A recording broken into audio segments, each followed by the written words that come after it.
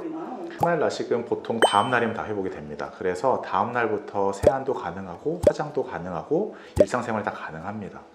그러면 스마일 라식이 회복이 빠른 이유가 뭔가요? 우선은 스마일 라식은 절개창이 굉장히 작아요. 라식 같은 경우는 각막의 한 90%를 다 연다고 가정을 하면은 스마일은 거기 한 10%도 되지 않는 절개창을 열게 되는 거죠. 절개 부위만 작다고 해서 회복이 빠른 건가요? 이 femtoseconds 레이저는 굉장히 그 짧은 순간에 나가는 레이저거든요. 그래서 그 주변 조직에 손상을 전혀 입히지가 않아요. 기존의 엑시머에 비해서 주변 조직 손상이 없다 보니까 레이저 맞은 부분의 부종도 훨씬 덜하고요. 손상도 별로 없어서 회복이 더 빠르다고 할 수 있겠습니다. 그러면 스마일 라식은 통증이나 부작용도 적은 편인가요? 네, 훨씬 적죠. 라섹은 뭐 아시다시피 뭐 한 3일에서 5일 정도까지 통증이 있고, 라식도 수술하고 다음 날까지 뭐 통증이 좀 있을 수 있거든요. 근데 스마일 같은 경우는 수술하고 나서 한 3-4시간 정도의 통증만 있고 그 뒤에는 통증이 없다고 생각하시면 되겠습니다. 안녕하세요. 서울 밝은 세상 안과 문건입니다. 오늘은 스마일 라식을 받을 수 있는 조건에 대해서 설명을 좀 해보도록 하겠습니다. 원장님, 스마일 라식은 어떤 분들이 받으면 좋은 수술인가요? 우선 사람마다 눈 상태가 좀 다르니까 검사를 해봐야겠죠. 그래서 병원에 오셔서 검사를 해서 만약에 스마일 수술이 가능하다 라고 하면은 스마일을 받으시면 됩니다. 주로 이제 스마일 같은 경우는 다른 라식 라섹에 비해서 좀 더 각막의 안정성이 확보가 되고 외상에도 훨씬 강한 그런 부분들이 있고, 건조증이라든지 빗번짐에 대한 부작용도 훨씬 적기 때문에 뭐 격한 운동을 하시는 분들이라든지 아니면은 직업상 좀 외상을 입을 수 있는 뭐 경찰, 군인, 그리고 소방관 분들에게서 좀 적합할 수 있고요.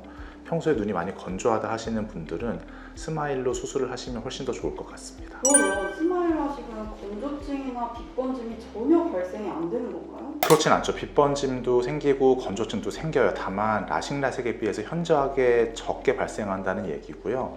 이제 개인 차이가 좀 있어요. 그래서 빗번짐에 대해서 좀 예민하신 분들이 계실 수도 있고 건조를 좀 심하게 느끼시는 분들도 있겠지만, 그래도 기존 수술이 10 정도의 불편함이 있다면 스마일 같은 경우는 2-3 정도의 불편함밖에 없겠습니다. 고도근시인 사람도 스마일 라식이 가능할까요? 네, 가능하죠. 각막 두께가 뭐 확보가 돼야겠지만 각막 두께만 충분하다 그러면 고도근시에서는 오히려 스마일 라식이 훨씬 더 안전할 거예요. 왜냐하면 라식 같은 경우는 각막을 많이 열거든요. 그래서 안정성이 좀 떨어지고, 라섹 같은 경우는 혼탁의 위험률이 올라갑니다.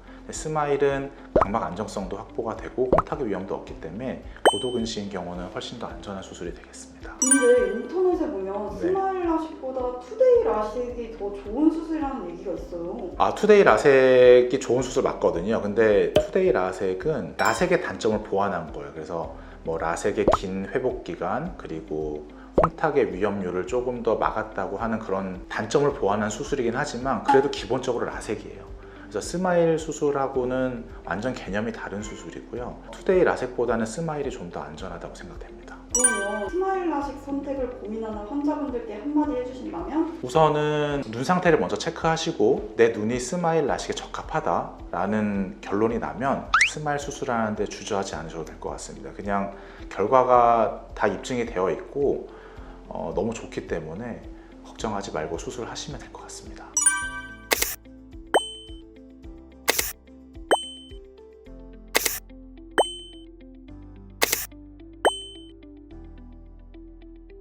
네, 오늘은 스마일 라식을 받을 수 있는 조건에 대해서 말씀을 드렸는데요. 모든 분들에게 유익한 시간이 됐기를 바랍니다.